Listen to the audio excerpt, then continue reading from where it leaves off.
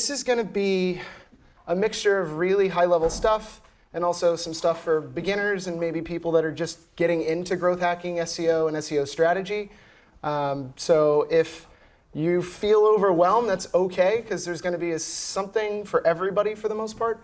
So just bear with it and see how things go. So a little bit about me. So I am the founder / CEO of Clint Marketing and Architecture Quotes.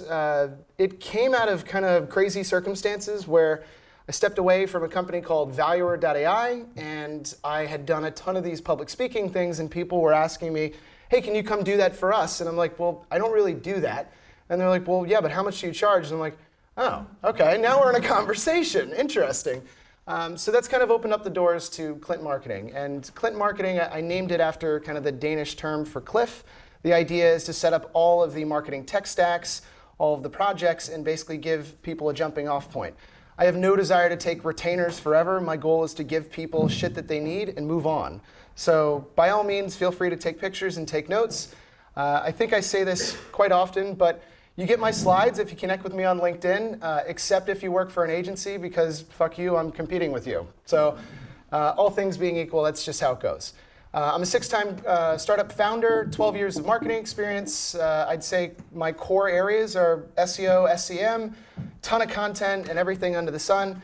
I do a ton of public speaking, and these are some of the projects.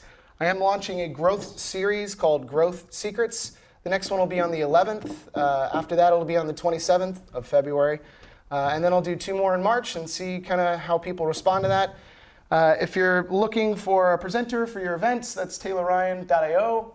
An architecture quote is basically this really fun project that I've been trying to disrupt the architecture scene with. And so feel free to connect with me if you're an architect or know one. I'd love to chat with you. Again, the next event's February 11th and the 27th. The 11th is setting up the marketing tech stack, so knowing which tools and how to pull the triggers on them and how to get moving quickly. Growth Secrets is about corporate innovation. How many people have worked in like a really large company, like 5,000 plus? Cool. So those that have are aware of some of the really slow processes that take place. It's just part of the jam. So I'd like to kind of turn that on its side and say you don't have to do that anymore. So lots of fun in that one. Little fun fact, I was on an American reality television show, not about dating or anything, but it was about moving to Denmark.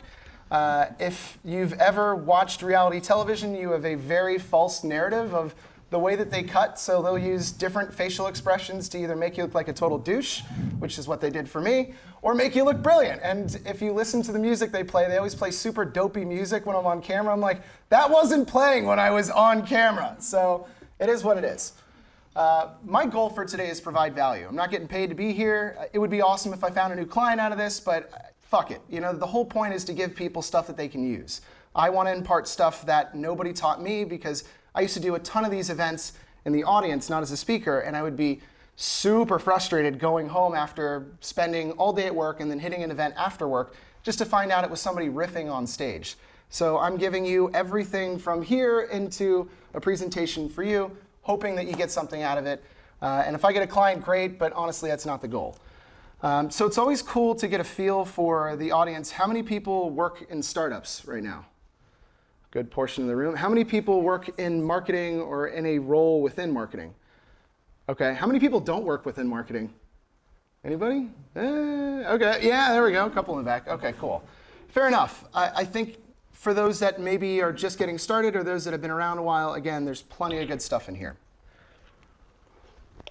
So I like to kind of define my style of growth hacking, because everybody has different definitions.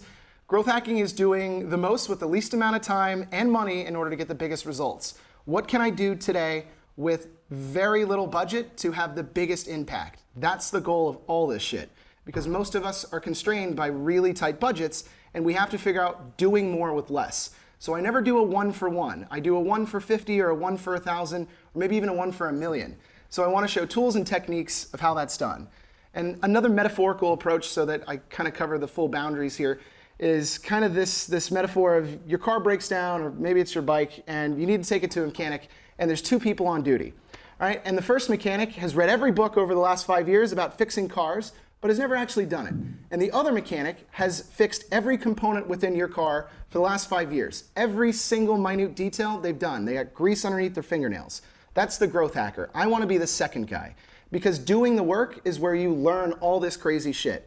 So understand that the stuff that I'm presenting up here, the only reason I've come into it is because I've tried it. And you have to try all this stuff yourself, otherwise that's not really how you're going to learn. Think of like watching cooking videos, like, on television or on YouTube. Seems easy. As soon as you start actually flipping stuff around in the kitchen, it gets hard. That's what growth hacking is too. And for those that are, again, early, the way that you understand how to do one system, you can apply it to others. So for me, it was getting really into content and understanding this is what great content looks like. Then I can start applying the learnings from that to SEO and understanding schemas and site structure. Then from that, I'm in a technical world, so now I can apply it to SEM and so on. So hopefully you can start getting better at the stuff you're using and carry things forward by the learnings of before. Just understand I'm going to drop a ton of tools here. There are lots of tools out here and lots of tools in this presentation. This is the marketing landscape of different tools in different areas of marketing from 2011. This is what it looked like in 2014. And this is what it looks like in 2019. You need a fucking microscope to read exactly which tools are in there. Marcom has exploded, and there's for good reason, because people want a zero-touch conversion, meaning I don't have to tell anybody anything, and they will give me their money without me ever having to talk to them. That is a 1 for a million approach, potentially. So the goal is, yeah, there's a million different tools that you can choose from. I have my own favorites, but the reality is choose yours, try out everything that you can. That's where the learning's at. So at this point, when I found this graphic, it was 7,040 different Marcom tools. I'm sure it's well over 8,000 today. So I'm going to introduce some really basic concepts for SEO, and then I'll jump around a bit onto on-site, and then I'll touch on off-site as well. Feel free to ask questions. Just do a little hand raise as opposed to barking stuff out. Please just don't be that guy. Everybody knows what that guy is. He's the guy, oh, excuse me, every 5 seconds. That doesn't work. So just shoot the hand up. I'll also save a little bit of time for questions towards the end, but feel free to raise the hand if something's burning. So I have a track record of the last 4 years within Denmark of scaling some of the biggest startups out here. So Planday, Genie Belt, Actimo, and then Valuer.ai. And everybody wants immediate results. SEO doesn't work that way. So anybody that tells you I need 1,000 unique visitors starting tomorrow, coming from 0 every day, and it needs to grow by 100% month over month, it's not possible. So I always say it takes 6 months to build a solid foundation and then 6 more months to scale, which is wildly disappointing for people that want immediate results. And honestly, that's what the paid channels are for. We can go into that a different day, but anyone who tells you different is selling you something or an asshole, honestly. Misconceptions and lies. We've all checked our spam folder on occasion and somebody says, hey, I can put you in #1 on Google. For what? What does that mean? For what keyword? For what key phrase? The reality is you're going to have a hell of a time disrupting any current environment where there is already an existing industry that has a number of market leaders. The game is to win the long tail, and I'm going to show a couple of different examples of that. People say, I don't need a blog. That's wildly incorrect, and I'll show why that is. And keyword density versus LSI. Keyword density, back in the early days of search, was essentially you could put water bottle 1,000,000 times on your page, and because it would essentially occur 1,000 times, Google determined that that was the best ranking page for the word water bottle. We know obviously it doesn't work that way. It's word clouds, and I'll go into that later as well. So let's briefly talk about, from a theoretical standpoint, what the algorithms are doing and what it looks like, and this might help you to understand the best practices of SEO. So about 2 years back, EAT became kind of the mantra of Google. EAT stands for expertise, authoritativeness, and trustworthiness. This is essentially Google saying if your site doesn't appear to be on a level with other experts, if it is not an authority in that space, or you are not trustworthy, we are not going to let you rank within the first 5 pages. And this has had drastic effects on medics, so like medical updates, any medical advice websites, anti-vaxxer sites. Those guys no longer on the first page of Google, which, hey, that's actually good for all of us. This would be fun. Is anybody anti-vaxxer here? So yeah, that's a good one.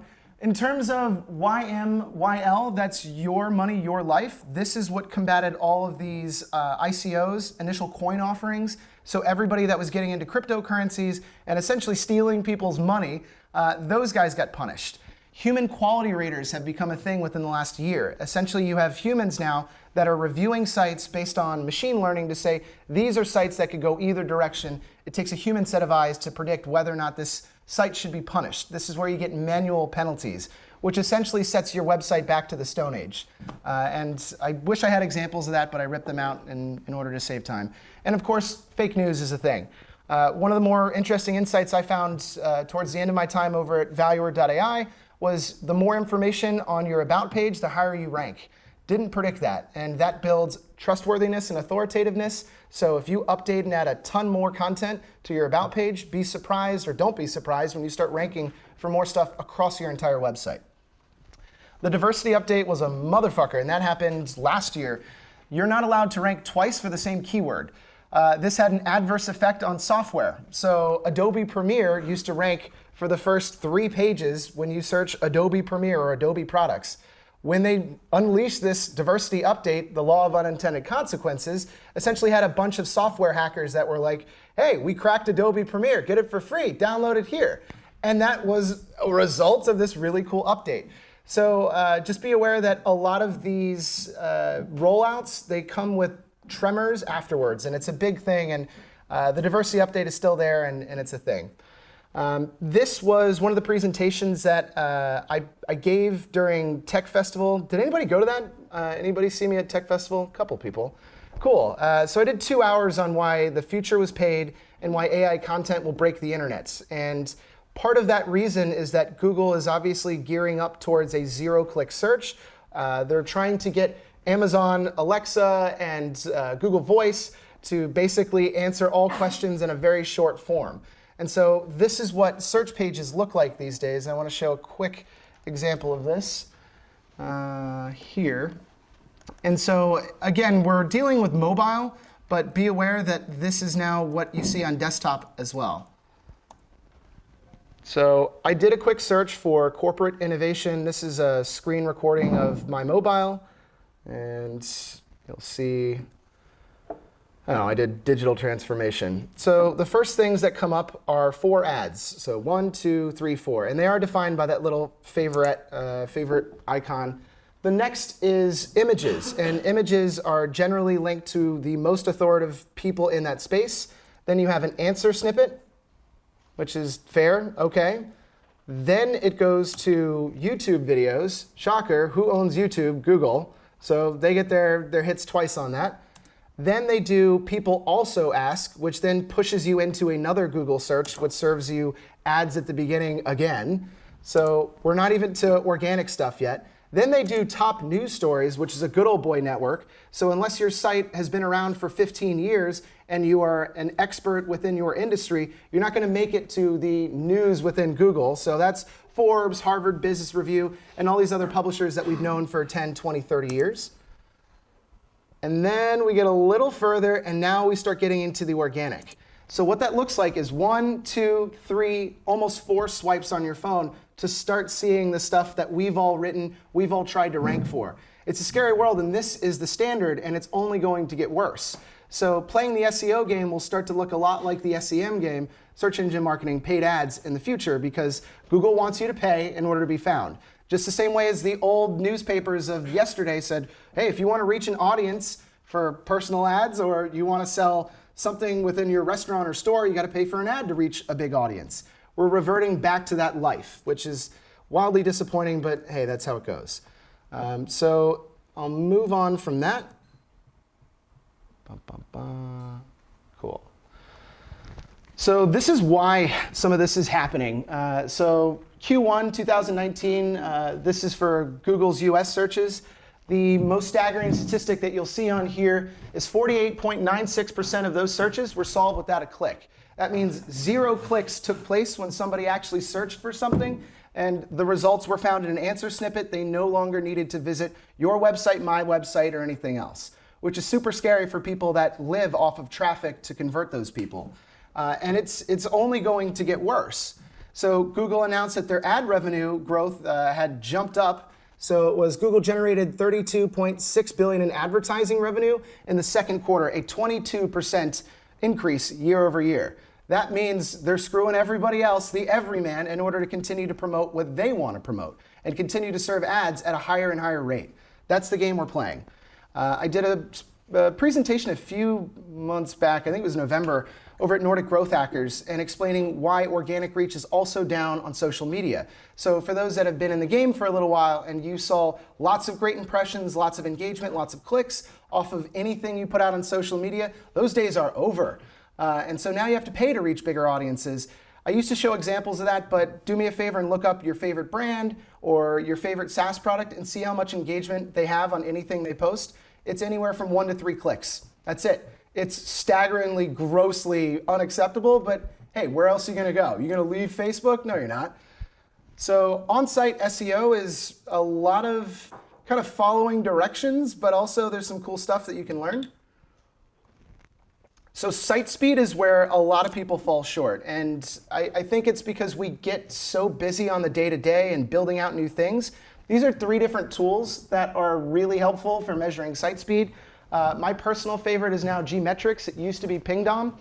These are free. It just takes like a few seconds to kind of see what happens. This is a screenshot from Gmetrics, and it basically gives you a site speed score and then a Y score, which is basically how long it takes for all the elements of your site to load.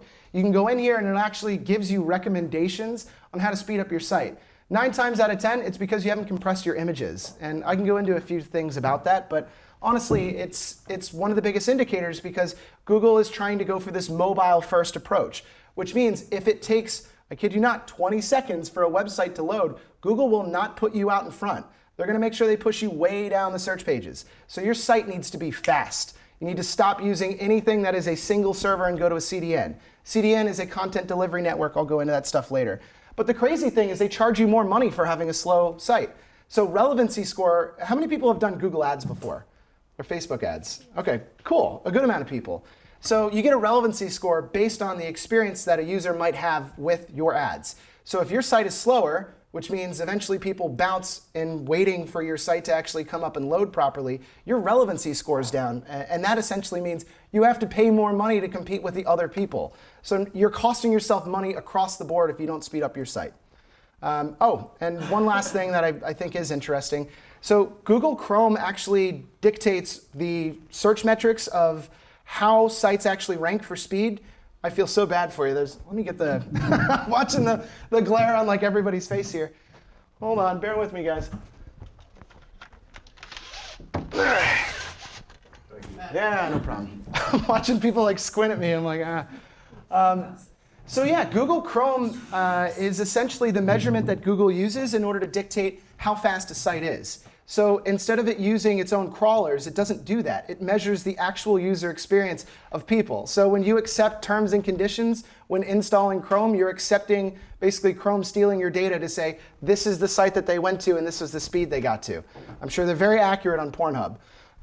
So this is one of the cool ways to actually dig in and see element for element what's loading on your individual website and your competitors, which is kind of neat. This is Chrome DevTools.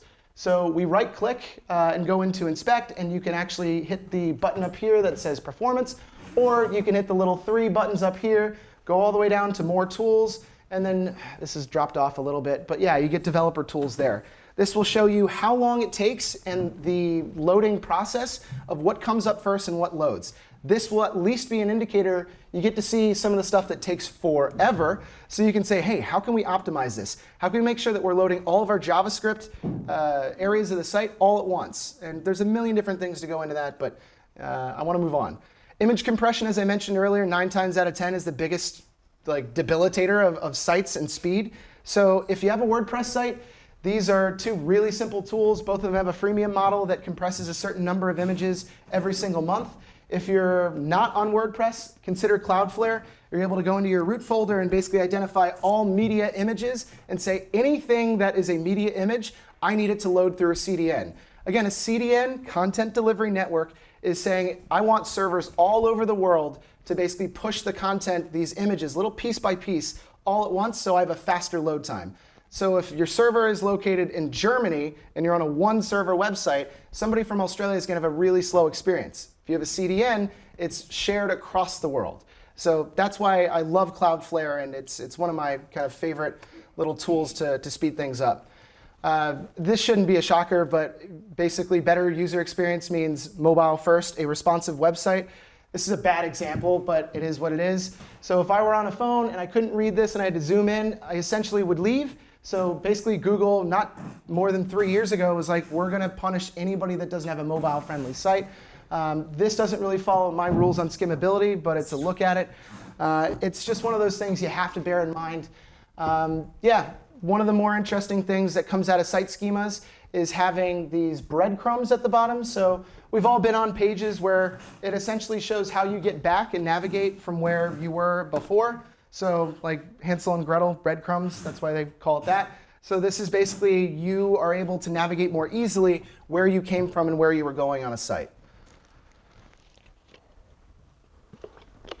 Layout, according to Google, is super important. And it's incredibly frustrating because you're hitting a moving target because the rules change all the time. And that's frustrating for people that are just trying to do the right thing. This is an A/B test. This was from Content Verb. They put out some pretty interesting stuff. But this is basically an A/B test between a really long landing page and a super short one. And the long one had a 63% increase in conversion rates. People actually want to absorb longer form content. We all skim everything. We don't read in long form. But the reality is, this is what landing pages should look like. This is why, does anybody know ClickFunnels? Anybody ever heard of ClickFunnels? Yeah? So they just got acquired for $1.3 billion the other day, which is crazy. They're only like 4 years old. And the reality is all they do is design single page parallax, meaning just really long page websites that essentially get you to buy throughout the process. We've all seen these. This is pretty much what you do if you're selling a class, which by the way, I'm looking at that. I'll talk about that later. But yeah, the concept is a really long page means that you're going to be on the site longer, which is an indicator for Google as to, hey, this is a good user experience. They're here. They're actually absorbing the content. And if they scroll slower over the actual website, it means they're engaged, they're reading. So super important. I know I'm going fast, but feel free to put the hand up. Yes? When you say longer form content, are you talking about every page on your website? Just Every page. Posts? Every page, but especially blog posts, for sure. How long should a blog post? Yeah, I'll actually cover that in the content section towards the end. But yeah, the average blog post, as best I can see it, is 2,000 words plus. So the old days of talking to journalists that were like, oh, nothing more than 800 words, that's fucking wrong. And it's been wrong for the last 5 years. So stop listening to professors that haven't been in the industry in the last 10 years and listen to some of the SEOs that know their stuff. One of the most valuable things that I think you might be able to get from this presentation is Brian Dean has done some of the work for basically outlining the top 200 ranking factors according to Google and putting it in kind of everyman speak. So backlinko, Brian Dean, probably one of my favorite SEOs/growth hackers. So he highlights this really long list of the 200 factors that indicate how you're going to rank. And this is everything. This is on-site, off-site.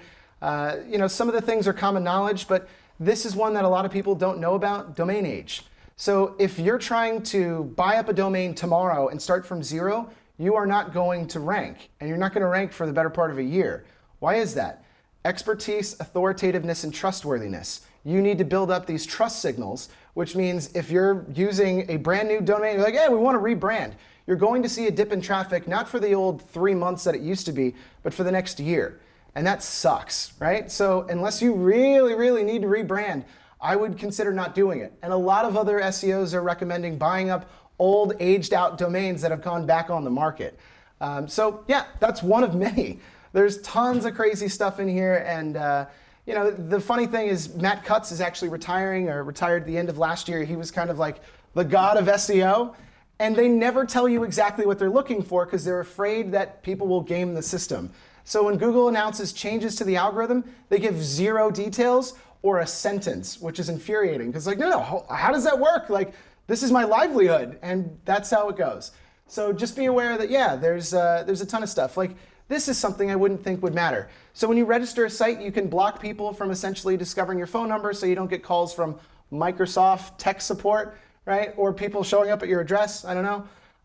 There is a difference between how you rank in public versus private based on how you've registered your domain. That's crazy, but that's a thing. So this is some of just the 200 that are in here.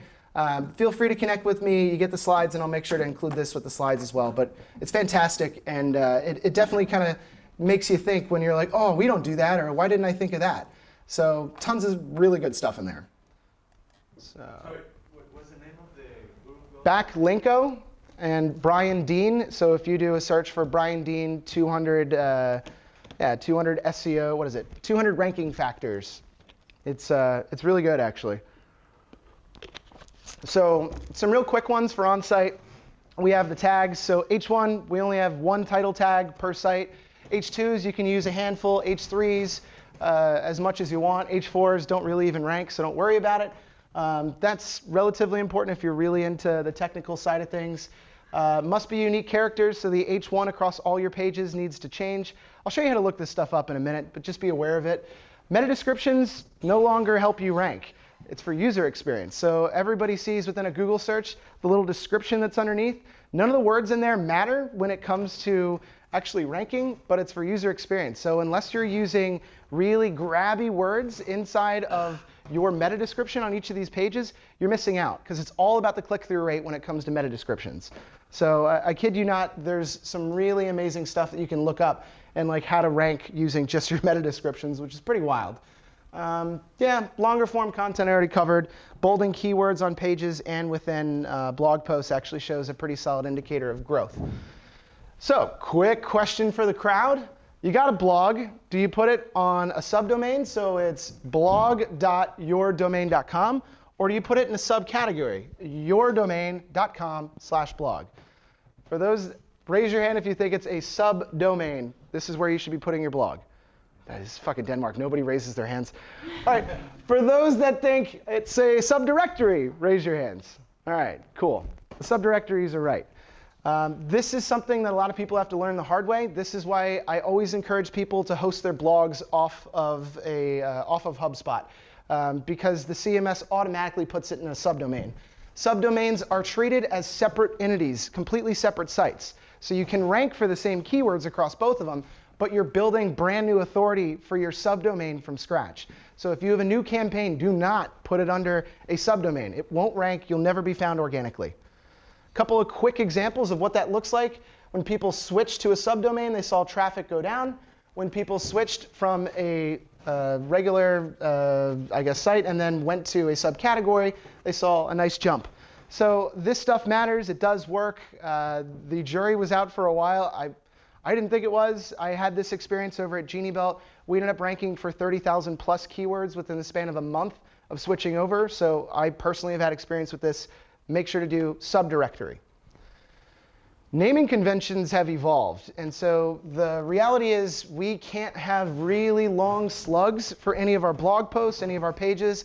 Pick the key phrase that we're trying to get across inside of either that page or that blog post, which kind of throws you a little bit because we feel like we want to stuff everything in there, keep it natural language. Nope.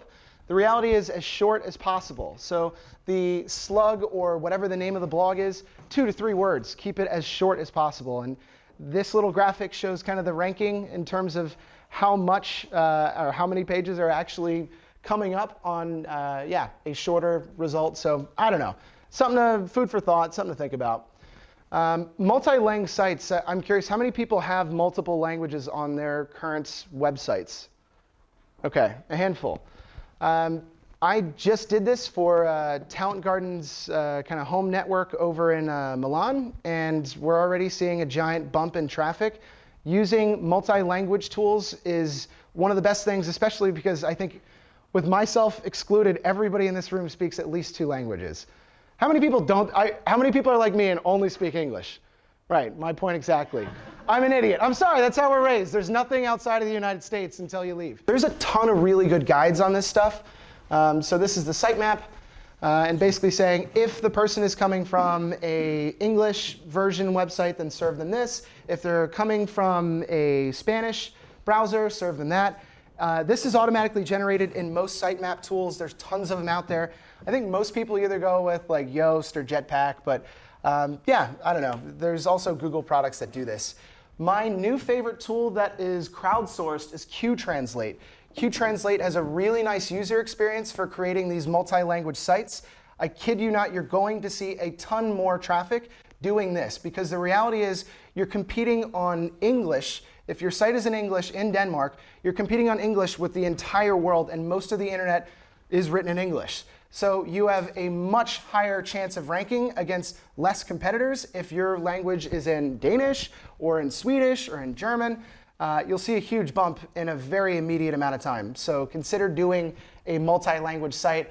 Again, I recommend the slash language. It's the simplest to set up, and all these tools almost do it for you. So something to consider.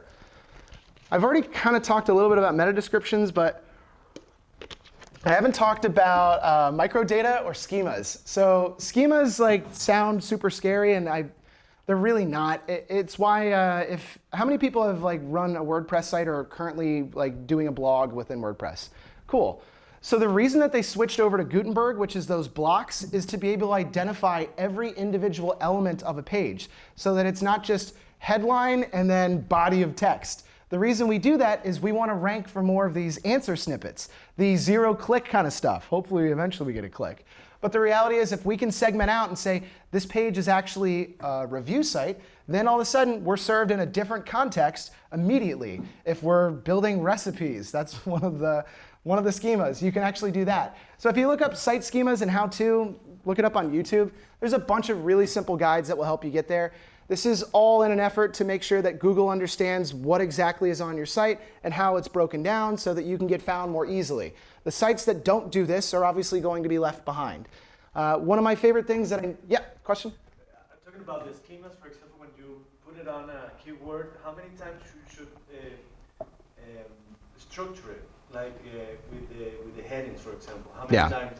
Because just say that you cannot just fill up a billion words, the same word, so many times. Totally. Which will be I'll cover that because my new jam is building resource sections, and I'll show examples of people that are keyword stuffing.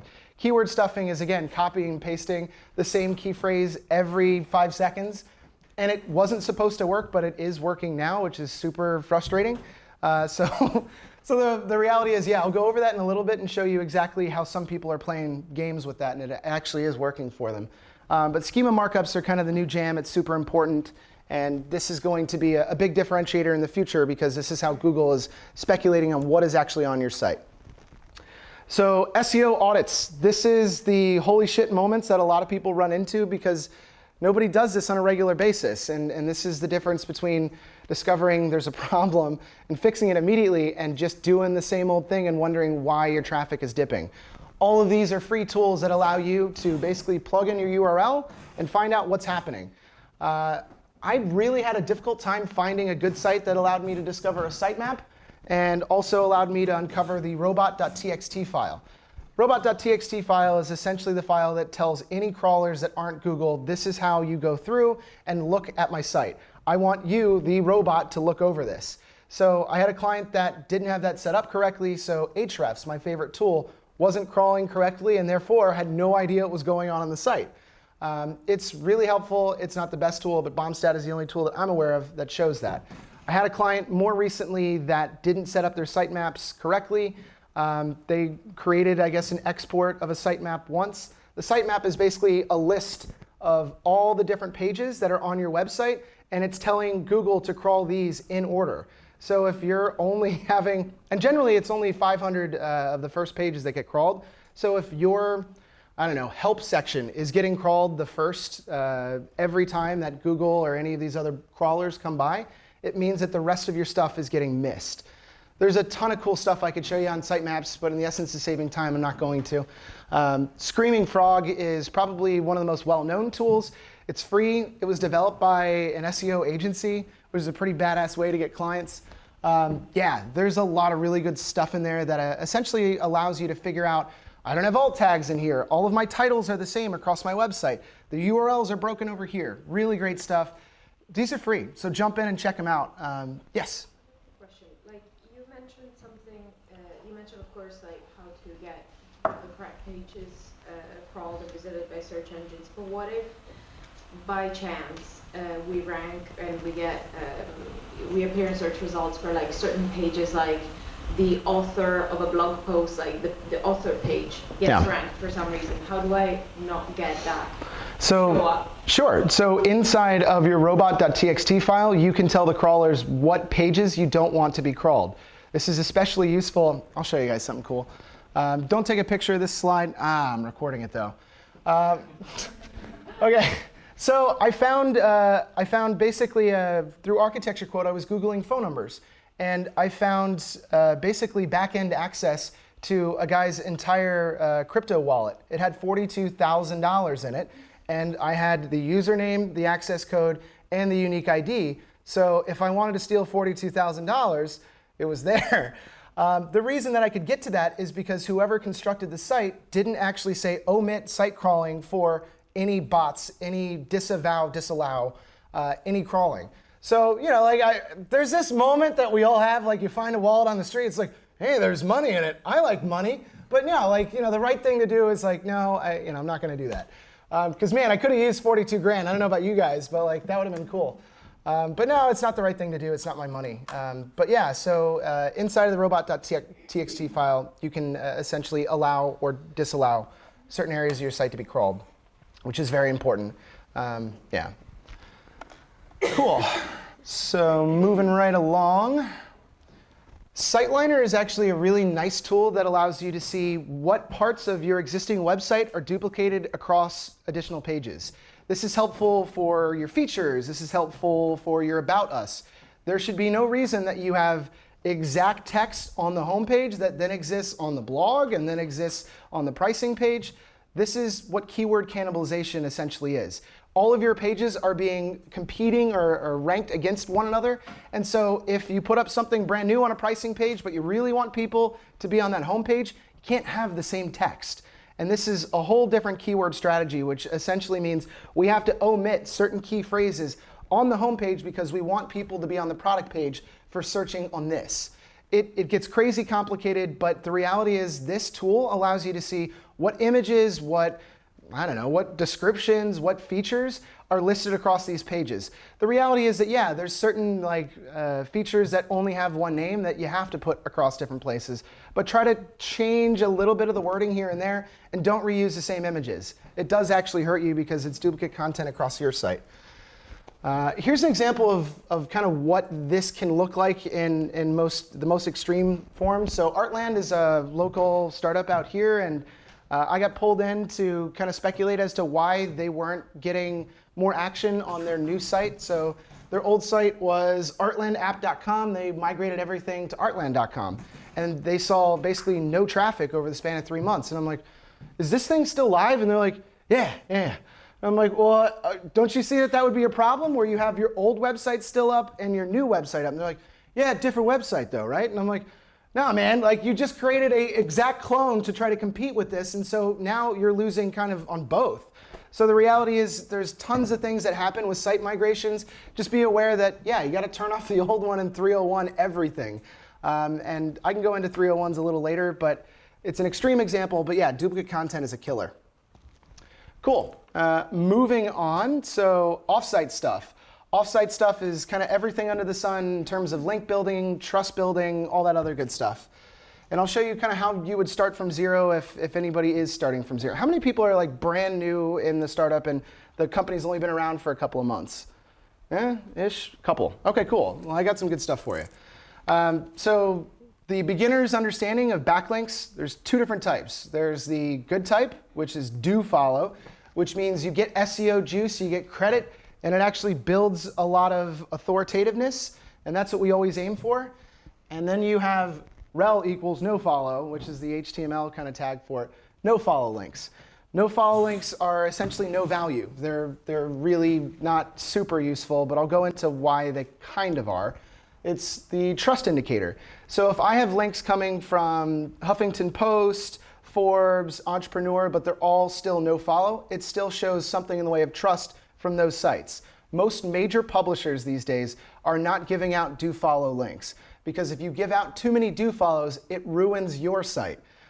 So it's like, nobody hangs out with her, she hangs out with everybody. It's that kind of thing. So you'll end up I know, my girlfriend's looking at me like, you fucking. So I don't know, it's a metaphor, play with it what you will, it's fine, I'll move on.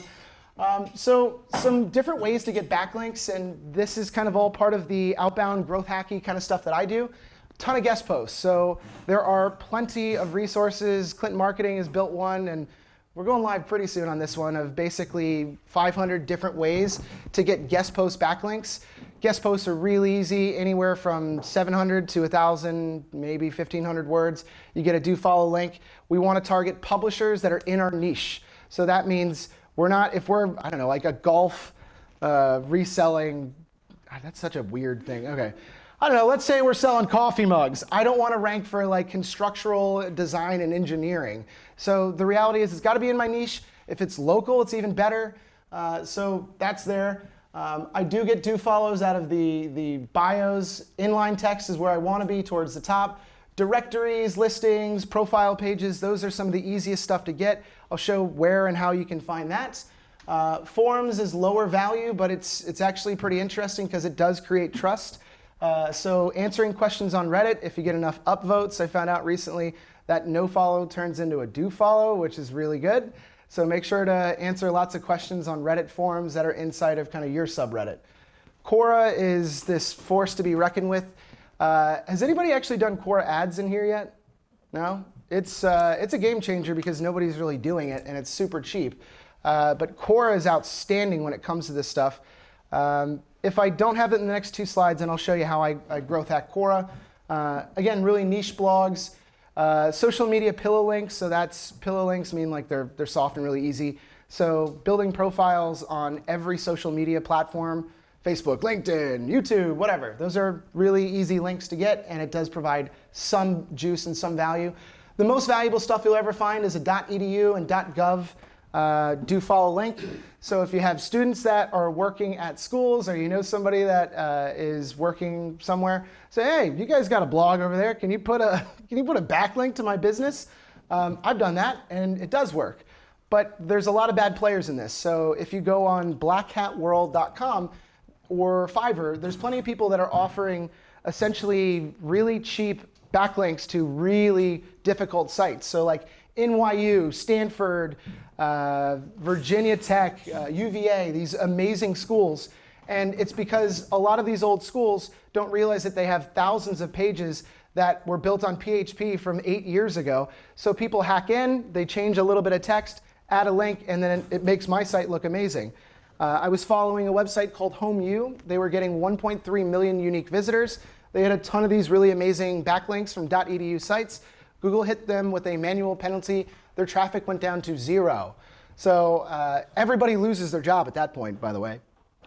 Yeah, you don't get to really recover within 6 months to a year. So those guys are out of business, which must be really difficult. But honestly, you try to game the system, you're eventually going to lose. And that's the frustrating part. Yeah? You mentioned that having too many do follow links from your domain to others is bad at some point. How many is too many? So this is why like index.co. Has anybody heard of index.co? It was like a really easy site to submit your startup to get a good backlink, and they had a lot of authority. This is why they stopped allowing for that, because they saw their traffic plummet because they were pointing to hundreds of thousands of unique websites with no value, because it's like, hey, well, we just started out, so fuck it, I'll put my domain in here. And so eventually they had to do away with that. So unless you're listing hundreds of thousands of links, then you probably shouldn't worry. Was there another question? Somebody? No? Okay. Cool. Yeah, I don't know. I could go on forever about that stuff. Least valuable is comments. For anybody that's ever run a blog, you can see all these like Viagra and like, weird like stores that are on your comment section. And of course, like if you're running a plugin that checks those, Ask Emmet, then you don't have to worry about it. But the reality is there are really simple tools that are $39 that essentially auto-comment across hundreds of thousands of pages. So Google has basically punished anybody that's doing that.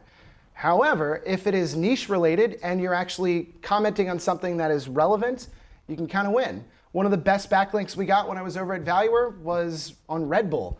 Red Bull had some weird post about innovation, and somebody commented on it. Somehow it got through, and yeah, we continue to see a ton of like domain bump from that. And then, of course, when it eventually went away, it was a bummer. But yeah, that's kind of how it goes. So this is kind of the beginning of going into some of that stuff. But I did promise to go back and talk about Quora real quick. I just want to show how Quora can actually provide some serious value, because I don't think I jumped back to it. So this is going to be, a couple of quick things. So for those that are wondering what tool to use in order to measure yourself or competitors, I use Ahrefs. There's lots of different ways to get Ahrefs on a discounted rate. So holler at your boy if you don't want to pay $99 a month. I'll let you know a secret. I just don't want to say it publicly. But yeah, let's do Quora. So for the instance of today, I'm gonna look up chatbots. So any question that's been asked on Quora, that includes chatbots. So I'll go over to organic keywords, or actually top pages is easier. So these are the top pages within all of Quora. And Quora has hundreds of thousands of pages where people are asking questions. So inside of here, I want to search for my niche, my industry, or a keyword that I'm selling this solution. So I'm going to do chatbot. So every question that is ranking highly on Quora is listed here. And I also have something in the way of traffic. Now, this is a traffic kind of rank, so this is not 89 clicks. This is on a scale from 1 to 10 being, 1 to 100, 100 being like really good traffic, and 1 or 0 being low traffic. This is like where I want to be. So inside of here, I can look in and see what keywords are ranked on here. Okay, interesting. So this is relevant for me. Which are the best chatbot frameworks? So let me go in, and let's say I'm selling BotXO. They're a local company that sells chatbots. Woo. So I would answer the question, well, there's a lot of different things within the internets, and BotXO. And then I would put 2 or 3 other examples. Now, the way that I would game the system is that this is meritocracy, meaning the votes end up dictating who gets up to the top. So you can purchase votes. So if you answer a question, you purchase more than 5 votes, chances are you'll rank number 1 for that question. So you get a ton of referral traffic. These are not do follow links, but the no follows end up giving you actually a little bit of trust building.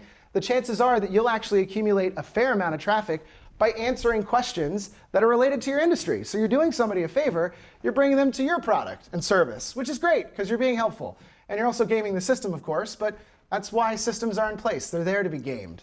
And this is a really great hack that allows you to get a ton of referral traffic, especially when you're just starting out. And yeah, if you really want to buy something in the way of the upvotes, and again, you know, this is depending on your moral flexibility, not a good thing, or like, yeah, totally. I would do upvotes, and then I could either do upvotes Quora or whatever, but I looked this up yesterday. 9gag, here we go, Quora upvotes. So yeah, depending on the pricing model, could be, I don't know, $1 for 5, could be $5 for 5. You can find different deals. But yeah, I want to be number 1. So I'm going to buy 5 to 10 and make sure I'm number 1. Makes sense. So that's a really simple Quora hack that we all could do today. The reality is I would try to answer other questions so that I'm not found as somebody that only answers BotXO. Like, you got to go here for BotXO. I answer questions about everything. That way I kind of blend into the mixture. Because obviously they have processes for finding people that are only commenting on the same links and driving people to the same options. And just to drive that point home, you can see the people that have answered stuff. And so this guy has 102 answers. Obviously, Bots Crew is where he works. So I can't imagine, oh, shocker, you're pointing to Bots Crew. So, like, duh. But yeah, guess what? 196,000 196,000 views is pretty darn good. And that's under 102 questions. I'd say probably more than half are pointing to his website. That's a lot of referral traffic, a lot. Because you're not going to read it and go, oh, that makes sense. Like, no, I want to investigate. What is Bots Crew? Something to think about. Cool. So that's that. Yeah, I'll jump into this now. So one of the things that I think people have to learn the hard way is link velocity. So link velocity is the definition of building too many backlinks at once. So there's a number of really amazing growth hackers that end up getting 10,000 do-follow links within the span of a month and a half. If you build too many too quickly, it looks unnatural. Sounds like something grandma would say at the dinner table, like that's unnatural. But the reality is you can't show growth like this with zero links coming from other places. You have to spread it around. You have to make it look like you're growing over time. So especially if you're brand new, my focus is 2 referring domains per week. So not going overboard. It always takes forever to get a lot of these profiles built up over time. It's something that we've struggled with over at Architecture Quote and Clint Marketing, having a brain fart. Higher domain authority and niche related are where you want to live. So you don't want to list on shit sites and directories that you have nothing to do with, because it actually hurts you in the long run. A wide range of anchors, so branded versus intent keywords, and I'll go into what anchor text is all about. Getting links on older domains is obviously the way to go, but yeah, it is what it is. All right, I'm going to jump into a little bit of content, and then I'll touch some stuff on anchor text and kind of intent and this whole thing, because there's a lot to unpack in this. And how am I doing on time? I just want to make sure I don't go over 10:30. Fuck. Okay. All right. Well, yeah, I have like 130 slides, and I think I'm on slide 48. So I'm not going to get there, but it's OK. So this is a graphic that came from, again, Brian Dean's blog from Backlinko. This is his blog on SEO 2.0 that combined with his skyscraper technique 2.0. The concept is that in his eyes, and I kind of agree, search breaks down into 4 different areas. The top 2 are why answer snippets exist. These are 0 clicks. So if I type in, what is the capital of Denmark? This is informational. I don't necessarily need to go anywhere. What is the time in London? Bless you. This is informational. Navigational takes me somewhere onto a site, somewhere in terms of being able to go to a place that I'm already familiar with. So Twitter, LinkedIn login. There's a really cool branding hack that I'm going to show on my next presentation, which is called branding hacking. Essentially, one of the hardest things to do when you're trying to approach a big company, let's say it's Twitter, right? How do I contact Twitter? What is the Twitter phone number? Nobody puts it out, and it's super frustrating. So this guy has essentially done that because he does social media advertising. So he's like, hey, looking for the contact number for Twitter? While you're here, here's the number. Here are my services. Maybe I can help you out on Twitter. Baller move. The guy's building tons of backlinks doing it, and also getting a shitload of organic traffic, outranking Twitter for their own contact page, which is pretty amazing. So that's brand hacking. Navigational, I've already talked about. Commercial. So these are the ones that we should really play for. So what is the intent behind somebody searching for something related to a commercial type of entity? So if I'm searching for Star Wars posters, I'm not really looking to be inspired. I probably want to buy something.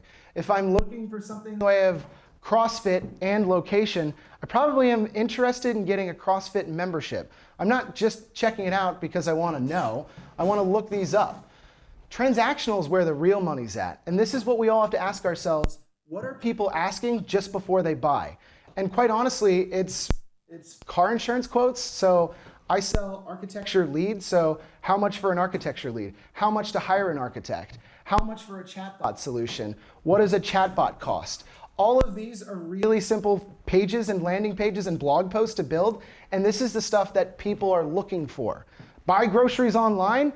It means that I'm probably trying to buy groceries online. So if I build my pages optimized for that, H1 text, the URL slug, and then all the information with a little bit of that keyword thrown in there with LSI and keyword density, I win. And I'll go into that on the next slide in deeper detail. But yeah, there is a big difference between I'm just curious or I want to know a piece of information to I want to know the prices of something. And this is how we have to build our pages in the future. So this is where, is this thing still recording, by the way? Awesome. OK, so this is some of the more juicy stuff when it comes to latent semantic indexing, or LSI, versus keyword focus or keyword density. So when you do a Google search, it is taking a word cloud of information and deciding what is in that periphery of the word or the area that you're looking up. This is why when you scroll down to the very bottom of a Google search, you often get suggested searches.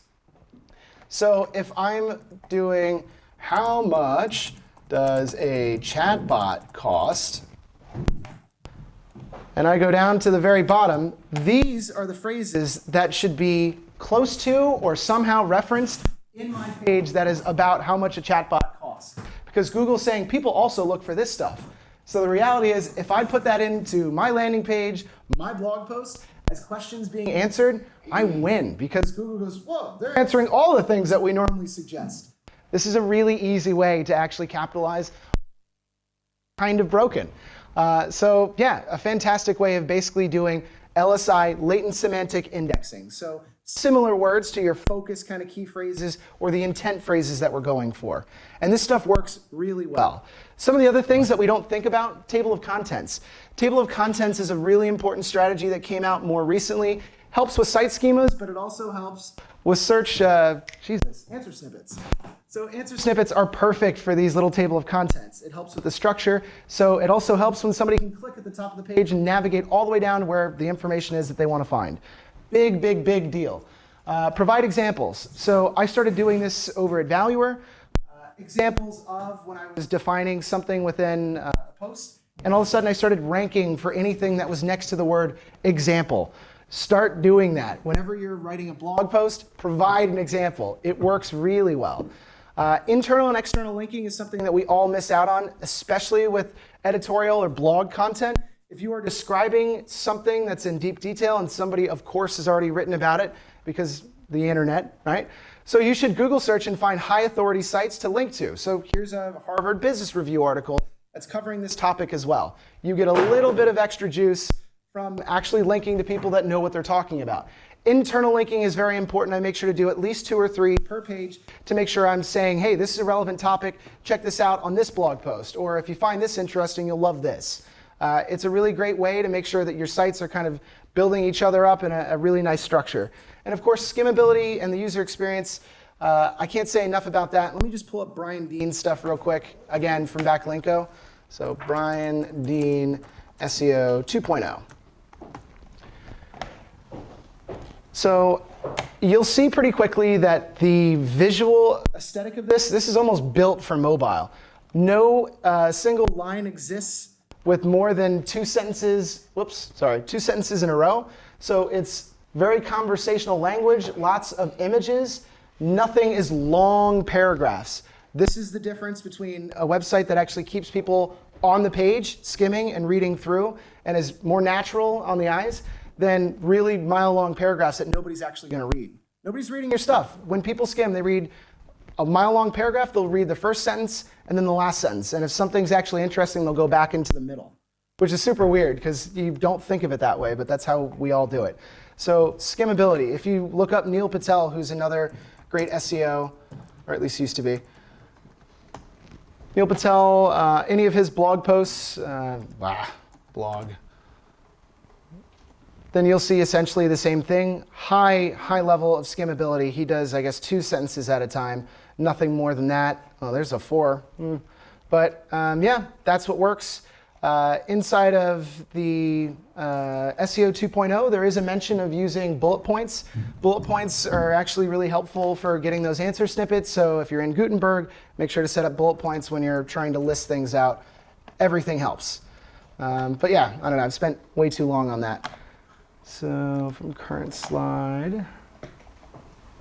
Cool. So let me go into some of the stuff about the length of a post. So again, you talk to any journalist and they'll tell you 700 to 800 words. The reality is that hasn't been true for years. So this is a look at the top ranking posts within kind of the length of words. So 0 to 1,000, and this is 3,000 to 10,000 words. These tend to get more shares. And in terms of stuff that ranks number 1, the average is hovering around 2,450 and up. The longest post that I put out over at valuer.ai was close to 25,000 words, and people actually stuck around to read most of that stuff, which is crazy. So the longer the post, the more potential you have for capturing potentially backlinks and also shares, because people actually do like when you cover a topic in deep detail rather than just surface level, because who's that for? So the longer the blog post, the more opportunities you have to win. I kid you not, I can't say how much that actually is the case. It's all about meaningful engagement, so long blog posts, you win. I never will rank for some of the hardest short keywords, and I don't have to, because most of the searches these days are long tail. So long tail accounts for 70% of all searches online, and I'm sure that number is continuing to go up. If I were looking for a new pair of jeans, because goddammit, I'm overdue, I don't look for blue jeans. I look for blue jeans, 33 to 30 length, Levi's, acid wash, on sale. That's a really long search. I don't need to type in blue jeans. Like, that's not going to get me anywhere. This is how we all search for everything. We just don't realize that Google's gotten so much better. It's changed our search behavior, which is pretty wild when you think about it. So don't worry about ranking for the 1 or 2 word keywords. You're not going to get there. Again, 6 months to build, 6 months to scale. Listicles work really well. I work with a lot of interns, and unfortunately, not everybody comes in with a ton of skills. It happens. So researching lists is the best way to kind of get people going. Top podcasts in my niche, best blogs in my niche, I don't know, best places for blank, best tools for niche industry. All of these are really easy to build. It takes somebody with just a little bit of brain power and a little bit of organization to build long lists. These are great blog posts. They come in, they get at least something in the way of engagement, and then they might click over to my product or service, who knows. These are really easy to build. They provide a ton of value. I use title generators just to kind of feel inspired sometimes. A really good title generator is SEO Presser, and they basically will give you the option of selecting generic term, skill, whatever. Plug in a key phrase or a product that you're selling, see what comes out. One of my favorite ones I did kind of live in front of people, I typed in t-shirts because the guy had a t-shirt business, and the first result was 5 things nobody told you about t-shirts.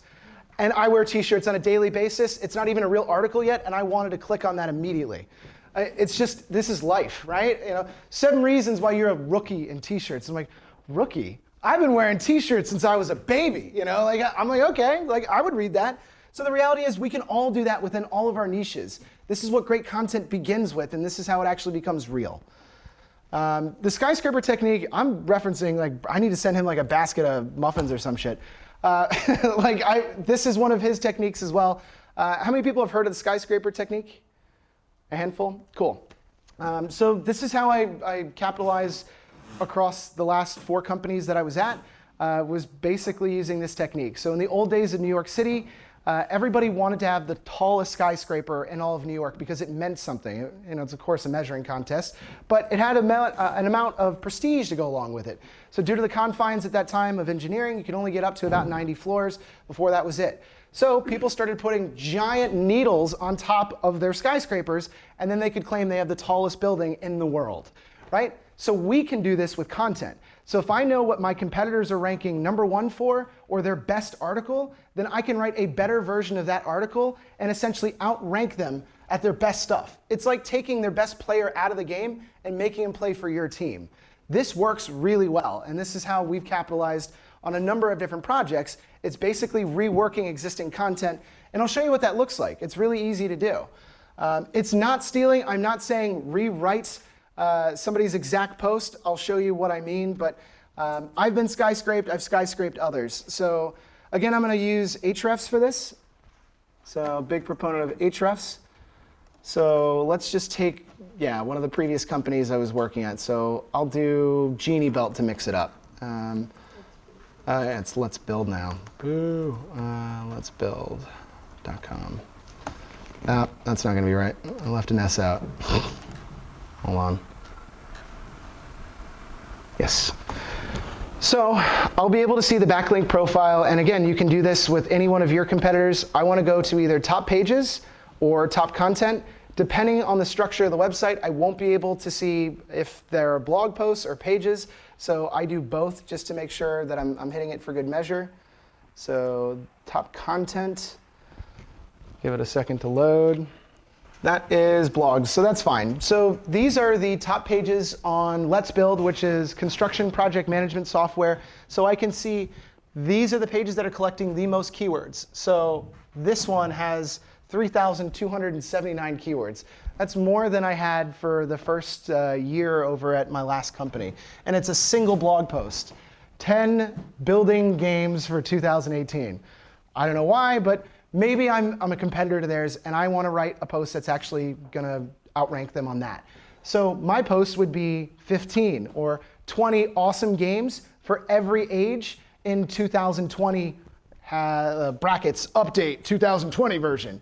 And I start reaching out to everybody that's linked to them and saying, hey, I saw that you linked to these guys, but I just got to tell you, like I created a longer version of the same thing, and maybe you could link to me too, or swap it out. I'm happy to write a guest post in order for you to do that.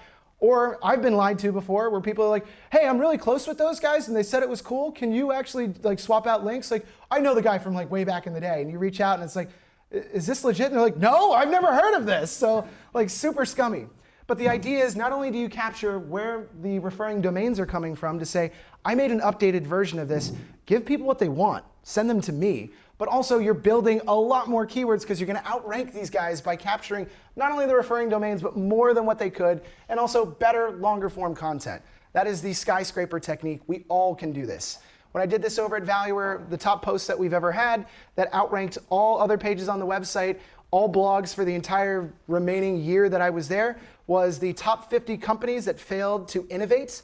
And essentially, it was this really long 25,000 word post.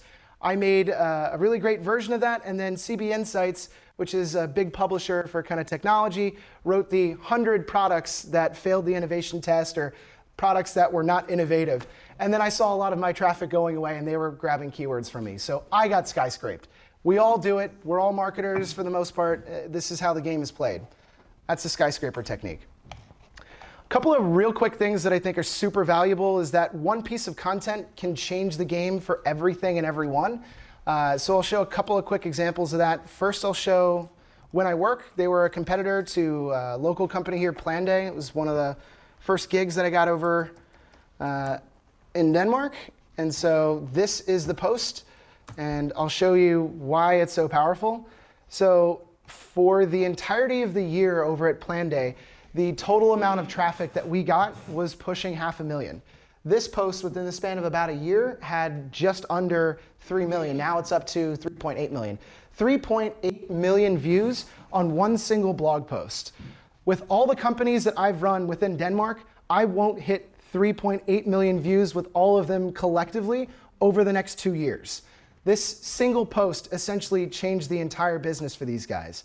What they're funneling from this post and essentially aggregating more and more customers is basically one single piece of content that built their business. I'll show you another example. So another example would be, Nova Resume. They're a local player. They started with 0 traffic, and they're now close to 2.3 million visitors per month, which is pretty wild. Their claim to fame was putting out a resume for Elon Musk. Elon Musk isn't looking for a job, right? Like, I mean, everybody knows him. Like, when you say Elon, they're like, what is that, a new type of curry? You're like, no, everybody knows this guy. The reality is this got picked up by a number of major publishers, and I think, they put it on here. First it was Time, then it hit Business Insider, Lifehacker, and then it went viral. This viral piece of content essentially built up enough authority for them to capture all kinds of keywords. So this singular piece of content made their business. And the last example, and I don't know if the audio is going to work, but let's see, because I really admire kind of the play on these guys, but let's see if yes. I'm Mike, founder. So this is Dollar Shave Club. They sold this business on the back of one viral video for $3 billion. Dollar Shave Club is like a shaving razor kind of mail service. Not the most creative thing ever. They sold their company for $1 billion within 3 years of being in business. Came from the virality of this video. DollarShaveClub.com. What is DollarShaveClub.com? Well, for $1 a month, we send high-quality razors right to your door. Yeah, $1. Are the blades any good? No. Our blades are great. Each razor has stainless steel blades, an aloe vera lubricating strip, and a pivot head. It's so gentle a toddler could use it. And do you like spending $20 a month on brand name razors? 19 go to Roger Federer. I'm good at tennis. And do you think your razor needs a vibrating handle, a flashlight, a back scratcher, and 10 blades? Your handsome-ass grandfather had 1 blade and polio. Looking good, Papa! Stop paying for shave tech you don't need. And stop forgetting to buy your blades every month. Alejandro and I are going to ship them right to you.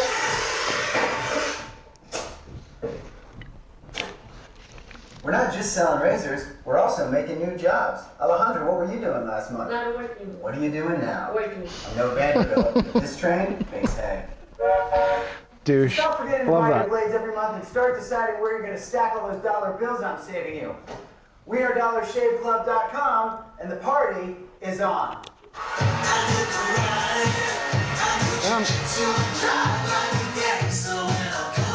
So that's what a $1 billion video looks like. They've sold the business on the back of that virality. It's really hard to be kind of funny, clever, creative, and honestly, it's not a bad product all at once.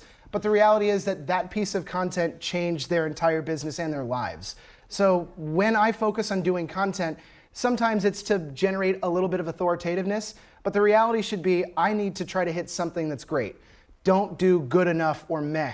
And there's a really small chasm between the two. It's the last 10%. It means finishing strong, making sure that you're writing for somebody that might actually read it, as opposed to this is just, I guess, what I have to do. And there's a lot of different ways to look at that, and I could spend hours on it, but in the essence of moving on, I think we should. So this is the Pareto principle. This is also called the 80-20 rule. It takes place in all elements of business and life. 80% of the alcohol is drank by 20% of the population. 80% of the frustrations come from 20% of the clients. 80% of your traffic will come from 20% of your pages or your content. But we never know where that is. And that will always be the case. So the reality is we have to try our hardest across all parts of it, but know that this will always be the case, which means we just have to be aware of that is part of doing business. When I do build the skyscraper technique potential article sheets, I export all the top articles from not only my competitors, but I also do it from my industry publishers. Now, it doesn't matter if you're, I don't know, a roofer, you're a dentist, or maybe you're selling chatbot solutions. There are publishers covering your niche in particular across millions of websites. So the reality is I want to find the stuff that has the highest engagement rate, meaning it has social proof, people that are liking and engaged on Facebook and LinkedIn and Twitter, but also the number of backlinks. It's basically a validation aspect. I build these long lists and say, what in here speaks the most to me and something I feel like I could write, but also what in here has the biggest potential to give me this giant jump that you see with the Elon Musk article or whatever the When I Work article. There's tons of examples of that. All right, with the last little bit of time here, I want to make sure that I cover keyword strategy because it's super important. This is the stuff that I don't know, for some reason I just figured like people already knew this, but I don't know, I'm too inside of myself sometimes. So the first way that we do this is we have to build a feature list and a unique selling proposition. So feature lists are really simple. We basically need to go through and say what part of our solution, our business, our product, our service saves time, saves money, reduces headaches, improves quality of life, produces a positive emotion. I don't care if you're B2C, B2B, doesn't matter. The reality is I need to show how much better this guy's life is if he had had my product, which maybe was a hat. I don't know. But the reality is there's a million different ways for me to think about that. But I need to outline what works and what people actually resonate with when it comes to my product. The unique selling proposition is essentially the benefits. What do people get? What do they feel? If I'm selling B2C, generally it's look good, feel cool. And then, of course, yeah, it would be nice to reduce headaches, save time, reduce frustrations, whatever. If it's a B2B product, I know that I need web pages, landing pages, keywords, URL structure, campaigns. All of this needs to be related to my unique selling proposition. How am I different from my competitors, and how can I build something in the way of content around that? It's super important, and people miss this. So I need to make sure that I understand my features and how my solution is unique to make sure that I'm ingrained in both ways. And content will fill up all of this stuff. Understanding your unique selling proposition is how you generate the ads that you end up capturing people organically, well, through search, but if they typed in organically, the top 4 results are going to be ads, of course. Ideal customer profiles are super important. The only way that I can really test these out is if I talk to my customers. And nobody wants to talk to their customers because, I don't know, we feel like we know everything about our customers already. I try to do it on a once a week basis with Architecture Quote, certainly within what I'm doing over at Clint Marketing. The reality is I'm able to generate different types of ads knowing my particular customers. And we find out new shit about customers all the time. One of the most frustrating things for enterprise software is assuming, even though the guy that hands over the credit card saying, yes, we'd like to buy your platform for 10,000 euros this month, let's do it. He's not the guy who found out about the software.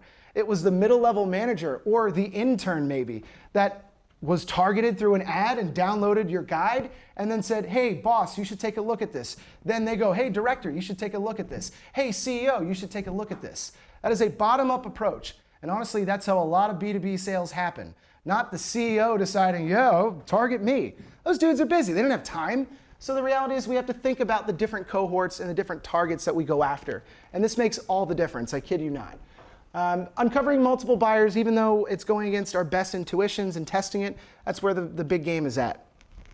I want to show real quickly how to use competitor insights to essentially generate keywords, backlinks, and figure out what your competitors are doing and how you could potentially outrank them at what they do best. So I'm going to have to do a little bit of Ahrefs, but yeah, let me show a couple of different things here because there's a lot of different directions to go in this. So if you don't have a competitor list, you need to build one right now. Ocean.io has a really cool offer actually that allows you to see your competitors, top 25 for free. So essentially this is one way of looking it up. SEMrush, SimilarWeb, SpyFu, Alternative2, all of these list out your competitors. The most important thing is I want to know who's ranking within my industry to figure out how competitive they are and what I might be able to capture in front of them. So let's take a quick look at, well, I'll do a couple of different things. So I want to look at URLs, I want to look at features, of course their unique selling proposition, and this is what it looks like. First I'm going to do Big Spy because I think it's really badass. Big Spy is a great tool for me getting to see the exact ad text that other competitors within my niche are using. So let me take, I want to take like a different example, but all right. I'll do, so this is BotXO, right? BotXO I ran through Ocean.io, and if anybody wants to talk more with the Ocean.io people, raise your hand.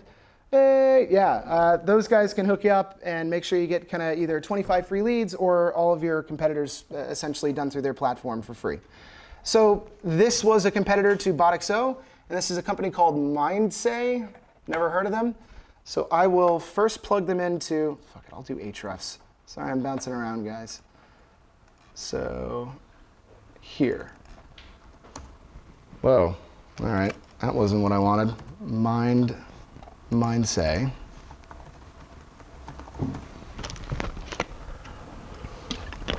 So there's a couple of things that if I was going into the chatbot industry and I wanted to compete, I realized that these are a pretty big player. They have 2.2 thousand referring domains. It's one of the biggest indicators of growth and potential. So that means these guys got pretty good coverage.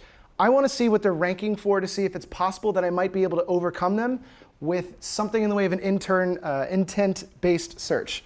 So I'd go to top pages, and I want to see, okay, so conversational AI automated customer care. Cool, so their second most popular page, nice. So this is an opportunity. So these guys are never quite making it on page 1. So position is 13, 14, 16, 16. So one of the biggest areas that they cover is conversational AI. So if I'm BotXO or another chatbot company that's competing with these guys, I need to double down on either a landing page or a blog post that covers everything about conversational AI. That way I can outrank my competitors at one of their top ranking pages, because they're not on number 1, and that means there's a lot of search volume that I could take advantage of here and across the board. This is one of their key differentiators, and it's one of their most popular pages. So this is what I need to be doing with my competitors. Additionally, if I'm just trying to get a better overview, I want to see where they're getting most of their backlinks from. Because if it's in the same niche, in the same industry, I can chase the same places that they're getting backlinks. So I always rank by domain rating, DR, and I can go through and look at what they have for do follows. So they have a couple of articles on Medium. I can do that. I need to build up a little bit of do follow links on there. Medium blogs provide you 0 value, and don't copy your own blogs and paste them on Medium. I made that mistake before. We did this over at Valuer. I had miniaturized versions of really long posts, and before long, Medium articles were outranking my own articles at Valuer. The problem is they don't have canonical linking that says, this article originally exists over here. It was a giant mistake, and of course, this is what learning is all about. But I can get a no-follow link off of Medium if I become an author and write 2 articles. Not a problem. So case in point on that. Sites.google doesn't matter because there's no follow. FeedBurner is basically a blog feed, so you can get that for free, so check. All I'm doing is going through and saying, if these are some of my biggest competitors, how can I at least match them? We all can do this. And Ahrefs is a great tool for it. There's a million other tools. Some people like Morningscore. But I would go through and essentially mimic what my competitors are doing and then start building upon it and saying, cool, they don't have an article in Forbes. Maybe I can get an article in Forbes. Who do I have to talk to? So this is just one way of doing some pretty serious competitor research on that. Let me see what Mindsay has in terms of ads. So nothing in PPC, but I'll see if they're on Big Spy. So I discovered Big Spy not too long ago. They essentially do the same thing that AdExpresso used to give away for free. You have to register or log in. Boo. Hold on, let me just pull this up in a different tab. So Big Spy. Yes. Hopefully I have the login password saved. I don't. All right, well, in the essence of saving time, you can log in with Big Spy, and Big Spy allows you to see either searching by keyword or searching by brand. This will show you every ad within the last 6 months to a year that one of your competitors has used. So if it looks like it's getting lots of engagement on social media, lots of likes and comments, it means that that ad worked. So I want to create a very similar ad because I want my ads to work too. So there's tons of different optimization routes that you can take, but I want to use what works. So this is essentially how I would go about it. If I wanted to do this across Ahrefs, I would go through Ahrefs. Let's just take a company out here. So Templify. And I want to see what they're doing on Google Ads. So I used to get incredibly upset when people would use my brand name as a pay-per-click type of route. So when this loads, essentially you'll see that, of course, they want to bid on their own brand name. If they're bidding on my brand name, it's pushing the price up. If somebody was searching for, I don't know, Clint Marketing, and people are bidding against me, like, why would they put in Clint Marketing in the search when it's clearly such a unique name? So you're just trying to steal my traffic. So what I used to do when I was over at Planday, over at every company I've worked at for the last 4 or 5 years, is basically if I found that they were using my brand name, I'd say, look, I'll export all this or screenshot. These are all the different keywords that you're targeting on Google Ads. I know that for a fact because it's right here. You want to go to war, I'll make sure to bid just underneath every bid that you make, and I'll deplete your budget overnight. So you want to fucking dance or you want to stop bidding on my keywords? And most of the time they're like, sorry, and then it's gone. And it's those like really simple things. This is also what Momondo did for a long time. Momondo agreed with other players in their industry. Momondo, does everybody know those guys? They're basically like a flight search. They saw that Skyscanner was doing the same thing, and they reached out to Skyscanner and said, guys, we're depleting each other's budgets. Can we play nice? We agree not to bid on your keywords in terms of my name, and we won't do the same. Deal? Deal. This is really easy, and everybody should be doing it, but I guess people feel strange about reaching out. I don't mind saying that. Like, I'm not going to break your legs, but I'm certainly going to make sure I deplete your budget. So, you know, like, what do you want to do? And most people are actually pretty understanding about that. But this is a great way for me to actually see the individual keywords and also the ad text. So if I know that this is obviously one of the top phrases that they're going after, I can see roughly in terms of the volume that they're getting. I can see the prices on that. So they're bidding a lot, $12 here. For DMS software, that might be a key phrase that I feel like I want to target. So my goal is to write the same or very similar content. There is no duplication of content within Google Ads, so you can essentially write the exact same ad.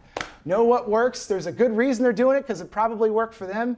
I trust that Casper Rauschman knows his jam, so that would be, if I were a competitor, my game is to basically mimic their ads. Like, what, are you going to tell Google on me? So there you go. Last little bit. I promise I'm going to try to narrow this down over the next 15 minutes. I know people got to get out of here. Here. So this is basically kind of an understanding of the highest value backlinks that you can get. The way that I could go through and basically figure out what the most benefit I could get as far as a URL structure and a backlink would be, of course, if my domain was related to my niche, that's a bump up. So if I'm selling chatbots and my service is called chatbot.co or something, then great, check that box.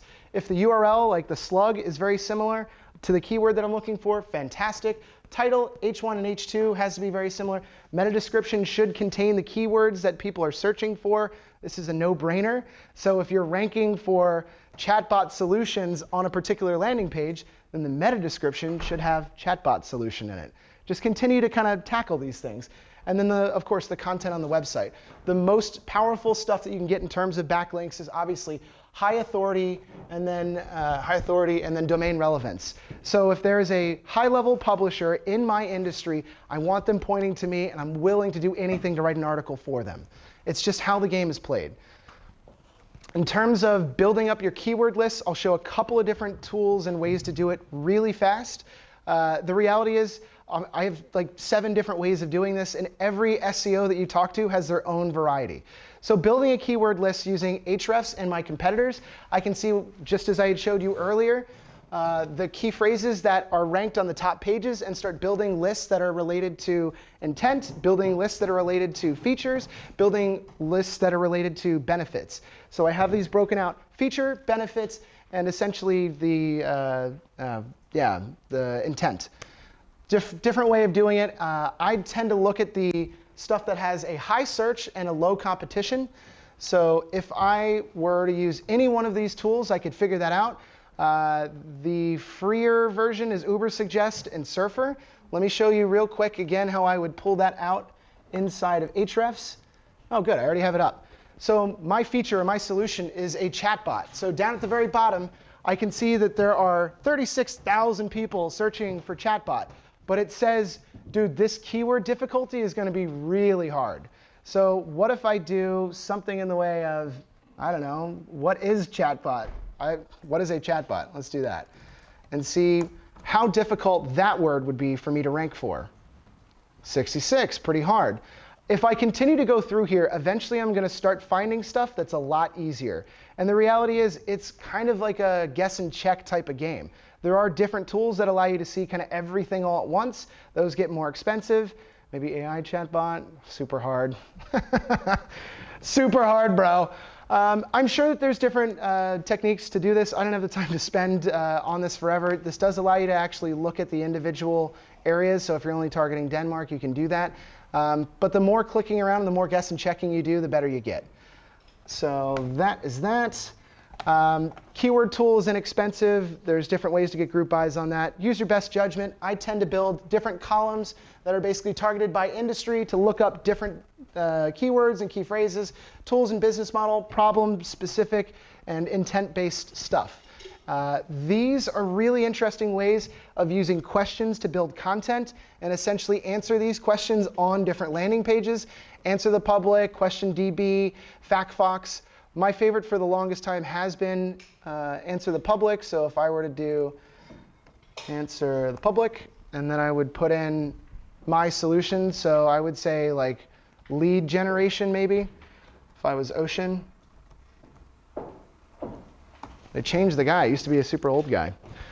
And you can go down and essentially see this is pulled directly out of Google. So this is Google's API, and not the greatest user experience, but what lead generation means, what lead generation do, what lead generation website.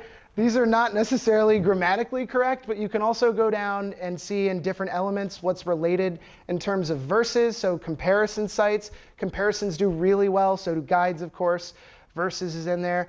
Alphabetical is super interesting, just to be able to export all this stuff. The reality is that I can build landing pages and guess and check and see, is there something that I should be doing with lead generation awards or best lead generation articles? Listicles based off of all of these. And by the way, if you're looking for super cheap writers, they exist. So I used to get 100 words for about $13. Well, wasn't the greatest stuff and it took me another hour or two to edit, or I would get somebody else to edit them and that would take another 2 hours if it was, over time. But the reality is I build tons of content off of existing words that people are searching for, and you can too. So that's Answer the Public, QuestionDB, or FactFox.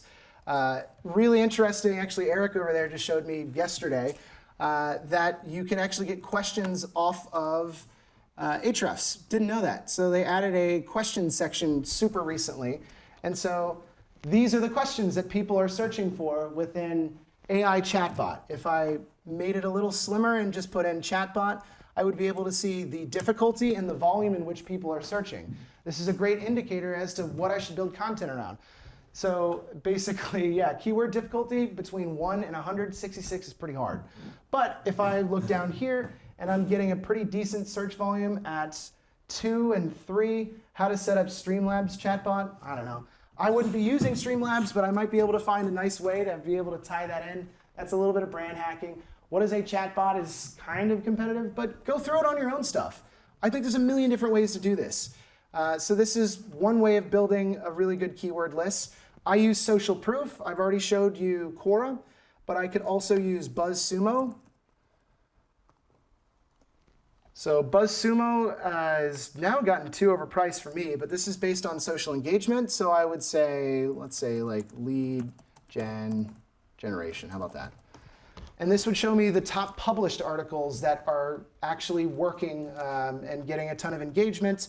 And so I would figure out, is this an article that I would like to either skyscrape, or is there something in here that these guys are ranking for that I can take note? These are essentially my competitors, and so I want to outrank them for these. So how do I go about doing it? So that's one way to do it. The other one I think is really neat that I've learned off of Josh Fechner, who's a growth hacker out in LA, is using Reddit and Reddit's version of Social Proof. So let's do, again, I'm just using chatbots because it's on the top of my brain. So I would do chatbot. Let's make it one word. Search. And I want to basically sort it by the last 30 days. And so this is basically using the psychology principle of social proof. So if there was something in here that stuck out above 500 upvotes, then I know that that would be a good opportunity for me. So I'm not seeing a ton of stuff for chatbots. So maybe it's a business to consumer model, and maybe it's shoes. Maybe it's, I don't know, AI chatbots, super vague. Depends on the industry, depends on the niche. Honestly, you have to play with it to find some good stuff in there. There's plenty of stuff on Google News. You could certainly just do a Wikipedia search, but a lot of this stuff is actually generating that keyword list. One of the last things, I used to love keywords everywhere. It was a great little tool. It would sit on the right side of Google Chrome. They now charge money for this. You don't get to see anything of that. So somebody came up over at Surfer and said, all right, screw these guys that are trying to take money out of marketers' hands. Now we have a free version of it again. It's called Surfer, and it does a really nice job of basically allowing you to export keywords based on any Google search you do, which allows you to, again, generate these huge lists. So once I build these lists, I start having to color code what I think is going to be the easiest wins. So if it's a really low search volume, low search volume and high competition, I mark it in red or delete it. If it's yellow, it means it's, I use a stoplight. So it means it's kind of easy, but kind of hard. And then green is low-hanging fruit. For each individual page, each individual site, I want to focus on roughly 10 to 30 of my top key phrases. And I know this comes off as kind of strange because we'll rank for thousands more, yes. But my most important ones are within kind of that 10 to 30 total mark. And we're not going to know what we're going to rank for until we've done this for about 3 to 6 months. So don't sweat it. I wish I had more time to go into that, but I got to skip ahead. There are some great tools that allow you to see this stuff over time and track individual keywords. You shouldn't be tracking for hundreds of keywords, just your top ones. Foundational hacks. So if you're brand new, I'll go through this really quick because I know I'm running out of time. Week 1 to 2. If you're brand new and you're just starting up your website, create all the social signals to get pillow links. Pillow links are, again, the really soft links, super easy profiles. Create profiles, LinkedIn, Facebook, so on. I want to go after niche websites inside of the comments section just to build a little bit of trust. Actual human-generated content. Don't copy and paste across hundreds of sites, only a few. Then on 3 to 8, I go after juicy stuff. Juicy links means I'm getting do follows and I'm going after high authority folks. So that means guest posts and that's a DR around 35 and up. Local is okay too. There's plenty of local publishers here in Denmark, and that's how search kind of works these days. Tier 2 means stuff that maybe is Web 2.0 or isn't stuff that you're going to get a do follow, but I need to make sure that I'm commenting on Reddit. I can get links from image URL. BuzzFeed as well is really easy. Q&A links, I showed you guys Quora. There's also Yahoo Answers. High quality links, it would be really nice, high quality directories. So you can look them up in Ahrefs and see if their traffic is going like this, don't post your backlink on there. Don't post your profile on there. Review links, these are some of the easiest ways to get noticed. I used to always get on Software Advice and GetApp within the first month. Depends on your solution, obviously, but there are plenty of review sites out there. Review Trail's an easy one, and infographics, if you have a good designer, you can say, this is just for you. I've only published it for you. If you publish it, I'd love you a long time. Go for it. Pinterest and SlideShare are actually great as well. Week 9. So I want to measure what has happened. Am I seeing my domain authority go up? Am I actually capturing keywords? But I also want to continue to monitor my competitors. Where are these guys getting their newest domains from, their newest referring domains and backlinks? If they're getting them from places I can get them to, I'm chasing them. I'm going after the same things because I want to look to Google like I am racing either on a par with them or ahead of them. That's my goal. So I want to basically emulate my biggest competitors and eventually leapfrog over them. And for the first 3 to 6 months, you're looking at 2 to 4 do follow because we want to keep it natural. Aspire to get a link into one of these. One of the easiest ways that you can get into a major publisher is go on Heyro. I've been published on Heyro many times.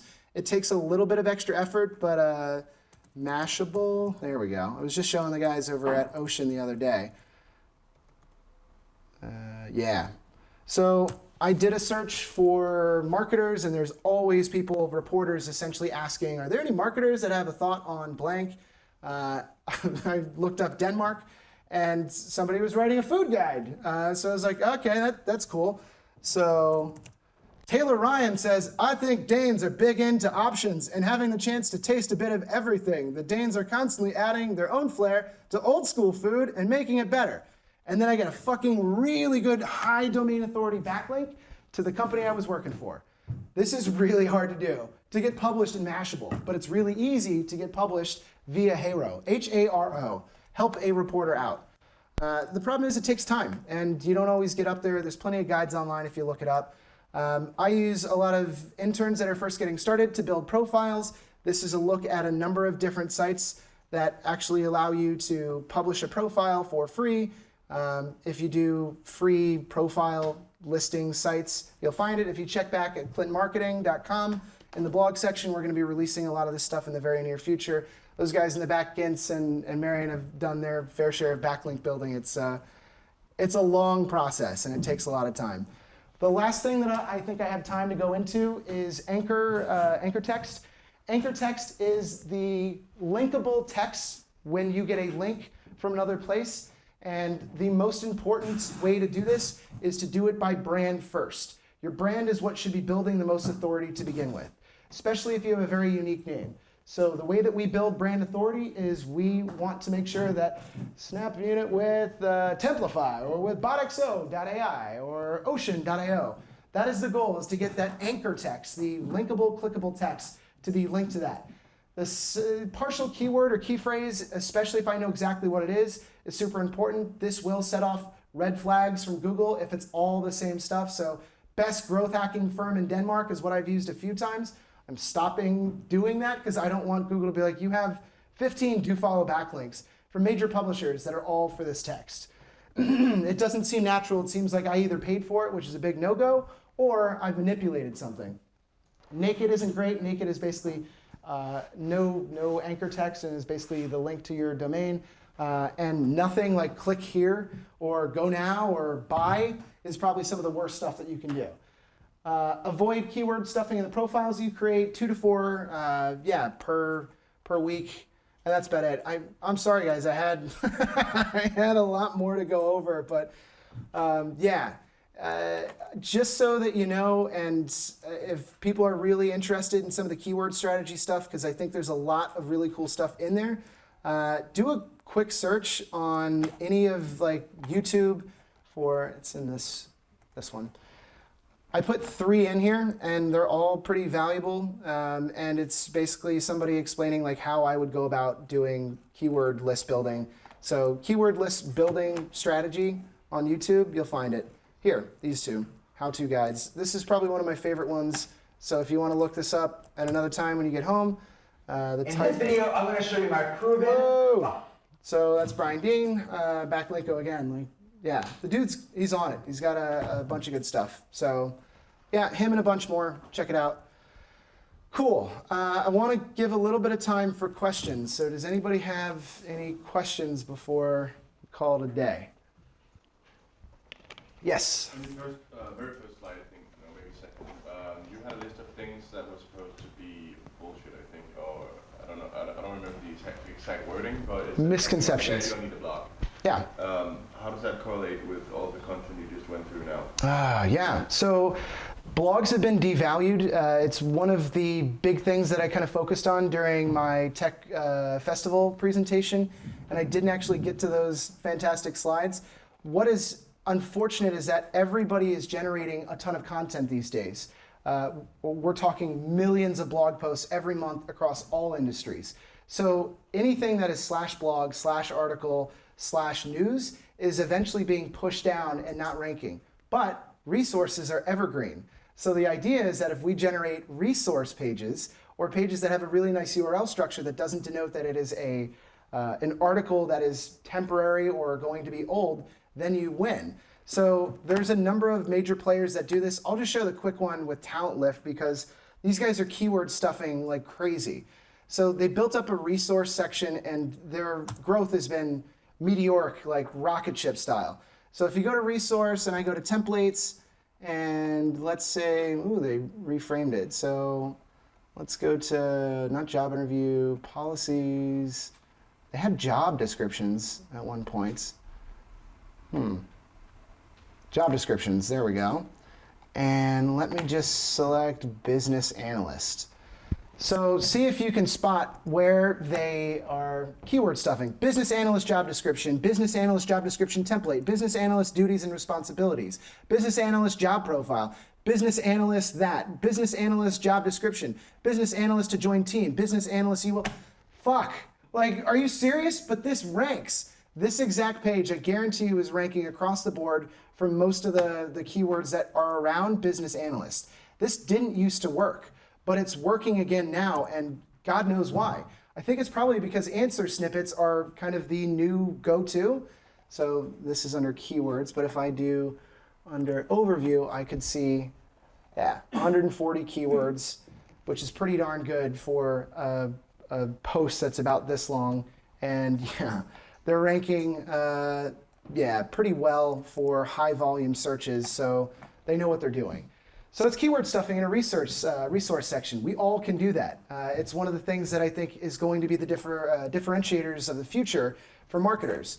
Nova Resume does the same thing with templates. This is how 24 slides went from 0 to roughly 1.5 million unique visitors a month. And it's their resources of free templates. And if you look at the URL structure, it's perfect. So 24 slides, and then go into templates. And essentially they're giving away content, and templates, basically they give you the chance to have your presentations done.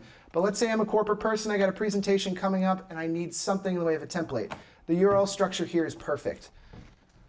Domain, presentation examples. So that's the way I would probably search. / corporate, that's the way I would probably search as well. / Adidas presentation, whatever. That's maybe not the best one, but it's perfect. And all of these, across all these different types of searches, are what they're capitalizing on. Of course, they're not able to convert everybody, but this is what wins the SEO game, and this is how they've gained traction. So figure out what it is that people are looking for or need versions of, and give it away. This is one of the things that I put out over at Plan Day, was essentially a really shitty version of our product in a spreadsheet. Nobody likes using spreadsheets, but hey, if you're gonna download one, go for it. Download the shitty one and then realize we have a better product here. Why don't you use our product instead of this spreadsheet that we gave you for free?